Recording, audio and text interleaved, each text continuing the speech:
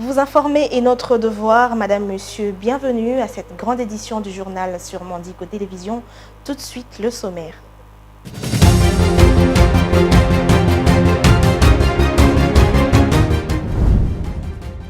Le président de la République, Félix Tshisekedi, a successivement échangé ce vendredi 25 octobre 2024 avec le caucus des députés nationaux et sénateurs élus de la Grande Orientale, les gouverneurs de province ainsi que le chef coutumier du même espace.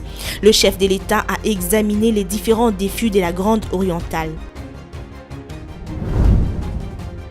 La localité de Kalembe, située à cheval entre le territoire de Massissi et Walikale Nord Kivu, fait face depuis la matinée de ce vendredi 25 octobre 2024 à d'intenses détonations d'armes lourdes. Selon les sources locales, l'opération vise, d'après le même source, les volontaires Wazalendo qui se seraient retranchés à Bitongué.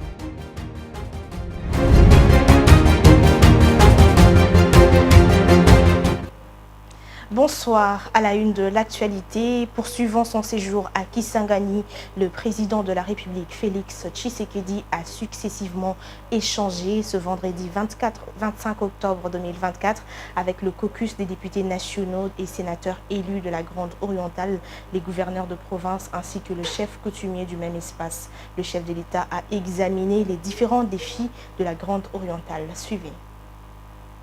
Ces échanges ont permis au chef de l'État d'examiner les différents défis de la Grande Orientale. Selon l'honorable Grace Onehema, questeur adjointe de l'Assemblée nationale, les caucus des députés nationaux et sénateurs élus de la Grande Orientale étaient venus exprimer son soutien inconditionnel au chef de l'État et lui dire toute sa gratitude pour sa considération vis-à-vis de l'espace. Émanation de la base, cette délégation a soumis quelques préoccupations aux garants de la nation. Nous lui avons parlé de la sécurité ainsi que les infrastructures dans notre espace et le président de la République nous a rassuré de son implication personnelle pour trouver une solution dans le plus bref délai, a précisé l'honorable Nehema. La rencontre avec les gouverneurs a quant à elle tourné autour de la sécurité, notamment dans la province de l'Ituri, sous état de siège, et de la problématique du développement de l'espace grand oriental, a révélé Paulin Lendengolia de la Chopo. Le chef de l'État ne jure que par le développement de l'espace grand oriental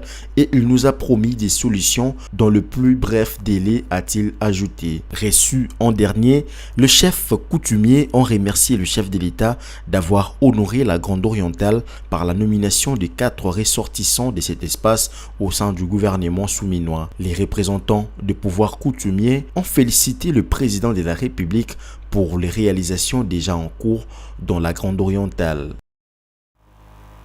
D'une province à une autre, rendons-nous à Kisangani à la suite de la reprise de combat entre les rebelles du M23 et la coalition gouvernementale dans les localités de territoire de Massissi et Walikale au Nord Kivu. Le chef de l'État, Félix Tshisekedi, a présidé jeudi 24 octobre à Kisangani dans la Chopo une réunion du Conseil supérieur de la défense élargie. L'évaluation de la situation sécuritaire était au menu de ces échanges en vue de donner des instructions claires aux différents responsables afin de restaurer la paix et la sécurité dans le pays. Commentaire. En sa qualité de garant de la nation, le chef de l'État, Félix Tshisekedi, a profité de son itinérance à Kisangani, chef-lieu de la province de la Chopo, pour présider une réunion du Conseil supérieur de la défense élargie le jeudi 24 octobre 2024. L'évaluation de la situation sécuritaire sur l'étendue du territoire national, particulièrement dans la Grande Orientale, était à l'ordre du jour de cette séance de travail de près de 3 heures. La première ministre Judith Suminwa, quelques ministres sectoriels ainsi que de responsables nationaux des services de défense et de sécurité en préparent à cette importante rencontre qui intervient la veille de la tenue du Conseil de ministres. Selon le vice-premier ministre, ministre de l'Intérieur Jacques Machabani qui fait la restitution, le chef de l'État a donné des instructions claires aux différents responsables afin que la paix et la sécurité soient assurées sur toute l'étendue du territoire national. Sur le même volet, le président de la République a honoré la mémoire des victimes de génocide congolais, les génocides pour le gain économique, particulièrement celle de la guerre de 6 jours dans la ville de Kisangani le jeudi 24 octobre. Félix Tshisekedi s'est recueilli et a déposé une gerbe de fleurs au pied de 3 stèles symboles de 3 catégories de victimes. Il a remis une enveloppe à l'archevêque de Kisangani, mais aussi à 3 victimes en guise d'indemnisation. Suivez. Jeudi 24 octobre 2024, le chef de l'État s'est incliné au mémorial dédié aux victimes des Génocostes, le génocide pour le gain économique perpétré en République démocratique du Congo, particulièrement celle de la guerre des 6 jours dans la ville de Kisangani entre les armées rwandaises et ougandaises. Empêché pour raison médicale d'assister à la commémoration du Génocide le 2 août dernier, le président de la République Félix Tshisekedi avait promis d'effectuer les déplacements de Kisangani pour rendre personnellement hommage aux victimes de la guerre des 6 jours à Kisangani. Sur place, le chef de l'État s'est recueilli et a déposé une couronne de fleurs au pied de 3 stèles symbolisant les 3 catégories de victimes emblématiques de la ville de Kisangani, à savoir les victimes jetées dans la rivière Chopo ou dans le fleuve Congo, les victimes enterrées vivantes dans les fosses communes,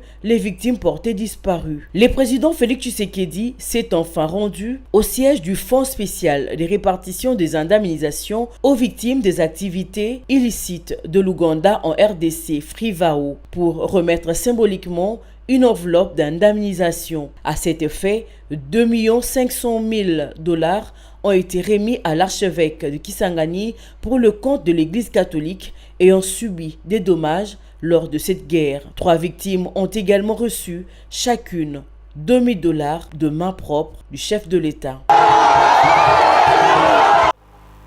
Parlant sécurité, dans ce journal, d'intenses détonations d'armes lourdes sont entendues dès la matinée de ce vendredi dans la localité de Kalembe. Selon le source locale, les M23 bombardent la colline Bitongue qui est située à 7 km de Kalembe.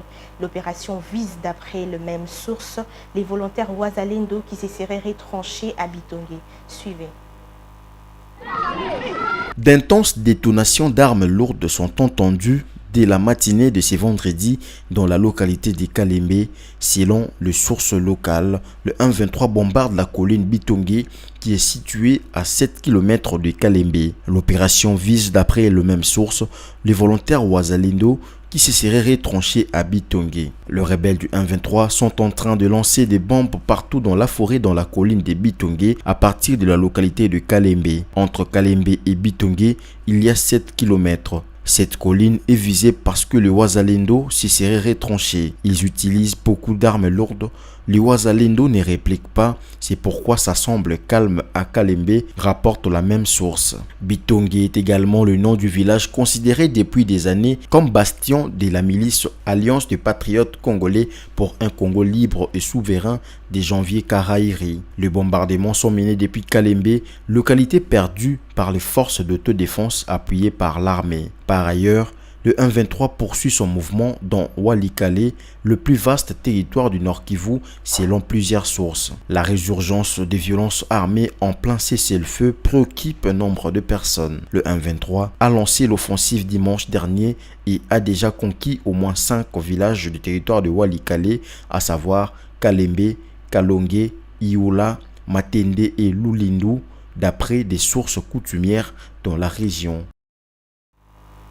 D'une province à une autre, rendons-nous au Sud Kivu où le ministre provincial de transport de la province du Sud Kivu, Paul Mwingi, a été convoqué le jeudi 24 octobre à l'Assemblée provinciale pour répondre aux députés sur les mesures visant à prévenir les naufrages répétés sur le lac Kivu dans l'est de la République démocratique du Congo. Cette interpellation initiée par les députés provinciaux Didier Amani fait suite au naufrage du 3 octobre au port de Kituku à Goma qui a causé une trentaine de morts et plusieurs disparus. Suivez. Des cas de naufrage à répétition que le lac Kivu, situé dans les provinces du Nord et Sud Kivu, dont l'Est de la République démocratique du Congo, enregistre depuis un certain temps, constitue une préoccupation majeure de la représentation provinciale du Sud Kivu. Une question orale avec débat a été posée le 24 octobre 2024 au ministre provincial de Transport et Voies de Communication. Une question qui intervient 3 semaines après le naufrage du bateau MV Merdi sur le lac Kivu au port de Kituku dans la ville voisine de Goma, chef-lieu de la province du Nord Kivu qui a provoqué mort d'homme. Plusieurs préoccupations ont été soulevées, à commencer par des gilets de sauvetage offerts à la population par le président de la République en 2019 à la suite du naufrage de Calais au Sud Kivu, les causes de naufrage de MV Merdi, ainsi que les mesures prises par l'exécutif provincial pour éviter d'autres cas de naufrage. Les députés Didier Amani,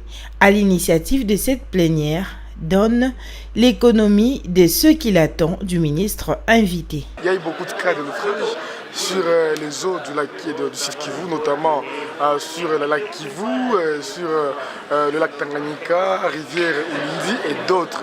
Et voilà, comme député, je pensais qu'il était important que le ministre des Transports et Communications, en relation avec le Parlement, vienne expliquer à la population de Sud Kivu, à travers ma modeste personne, pourquoi est-ce que ces cas sont répétés. En réaction, le ministre provincial de Transport et Voies de Communication est revenu sur les différentes mesures prises par le gouvernement central pour sécuriser la navigation sur le lac Kivu. Nous allons faire appliquer strictement les mesures qui ont été prises par la haute hiérarchie relatives à la bonne navigation que ce soit sur le lac Kivu, que sur le lac Tanganyika, mais aussi sur toutes les rivières navigables de la province. Les mesures, c'est le port obligatoire des gilets de sauvetage avant toute embarcation. Donc chaque passager, avant d'entrer à bord d'une unité flottante, il doit porter au préalable les gilets de sauvetage. Chaque unité flottante doit avoir une assurance. Après les réponses du ministre provincial, les députés provinciaux ont posé d'autres questions supplémentaires, toujours en rapport avec la sécurité de la navigation sur le lac Kivu. Pour répondre aux préoccupations de ses interlocuteurs, le ministre provincial a sollicité 48 heures. Ce délai lui a été accordé. L'Assemblée provinciale du Sud Kivu ne fonctionnant pas le samedi, Paul Mwingu reviendra vers les élus provinciaux le lundi 28 octobre prochain pour répondre aux différentes préoccupations et recevoir les recommandations qui lui seront faites. Et en société, des hommes armés ont tiré dans la nuit du mercredi 23 au jeudi 24 octobre 2024 dans la commune de la Gombe sur les véhicules de Bienvenu Mouniansumbi, coordonnateur d'une structure proche du pouvoir, alors que ce dernier et son chauffeur s'étaient garés dans une rue de cette commune au nord de Kinshasa, capitale de la République démocratique du Congo. Les membres de cette structure ont exprimé leur colère tout en fustigeant la violence inhumaine commise par les inconnus dont l'objectif visait à éliminer physiquement leur figure de proie. Suivez. Nous, membres de l'ASBEL, les témoins de Fachi, exprimons notre profonde indignation face à la tentative d'assassinat de notre coordonnateur national, Bienvenu Mouniansumbi Lutombo. À ce moment où le peuple congolais est résolument engagé dans une grande gymnastique, les témoins de Fachi tenons à condamner fermement cette violence inhumaine visant à éliminer physiquement un citoyen congolais orienté vers les valeurs positives en tant qu'acteur de développement dans les secteurs dont il est intervenant. C'est pourquoi nous, tout en mettant à garde cet incivique et ennemi de la République, nous demandons aux patriotes congolais à faire preuve de solidarité, vigilance et d'amour de la patrie pour barrer la route à ce genre de pratiques ignobles. Clôturant ces bulletins en société, la route bypass dans son tronçon allant de la station Salongo jusqu'à l'arrêt sous-région dans la commune de Lemba, dans les suds de Kinshasa, capitale de la République démocratique du Congo, se détériore de jour en jour. Cela est dû aux eaux stagnantes qui proviennent des caniveaux bouchés du quartier Salongo. Cette situation n'affecte pas seulement la circulation routière, mais elle met également en danger la sécurité de piétons et des usagers de la route. Bijou Lomona. La dégradation des infrastructures routières est une préoccupation majeure pour la population quinoise. Ici, au quartier Salongo, les caniveaux bouchés entraînent des accumulations d'eau sur la chaussée, provoquant des déformations, des fissures et des nids de poules. Ces problèmes sont exacerbés par un entretien insuffisant et un drainage inadapté, rendant la situation encore plus préoccupante. Nico Kapaba, habitant de Lemba, estime que ce coin de la capitale se retrouve dans cette situation en raison du manque de curage de caniveaux pouvant permettre l'écoulement des eaux usées des ménages.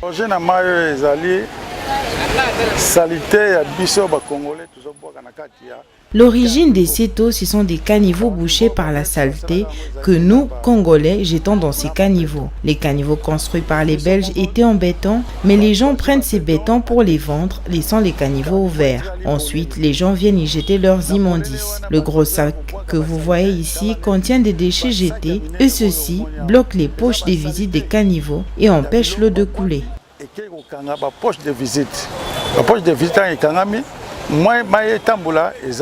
Cette situation perdure depuis plus d'un mois. Elle est à la base des embouteillages monstres sur ce tronçon de la nationale numéro 1, surtout aux heures de pointe. Les habitants de Lemba recommandent aux autorités compétentes de trouver une solution adéquate à leurs problèmes.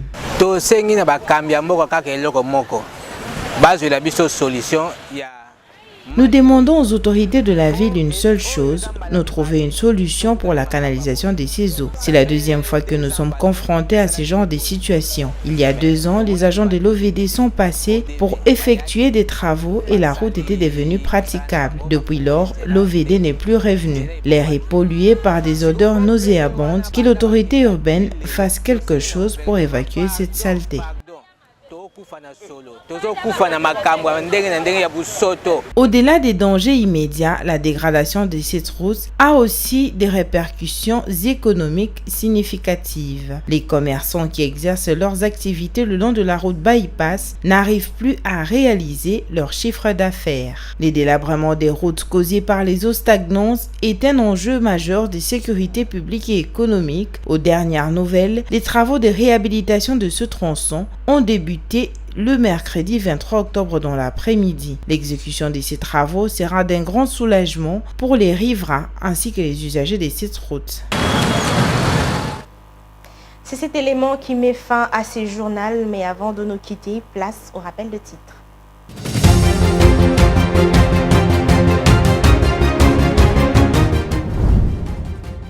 Le président de la République, Félix Tshisekedi, a successivement échangé ce vendredi 25 octobre 2024 avec le caucus des députés nationaux et sénateurs élus de la Grande Orientale, les gouverneurs de province ainsi que le chef coutumier du même espace.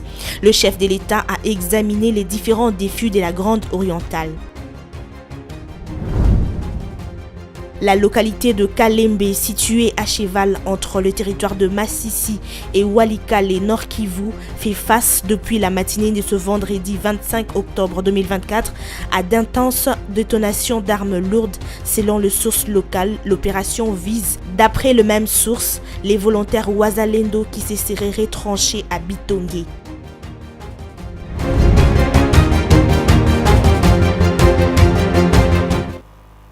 Ce journal est complètement terminé. Madame, Monsieur, merci de votre attention soutenue. Restez branchés sur Mandiko Télévision. Une pensée, un écrit.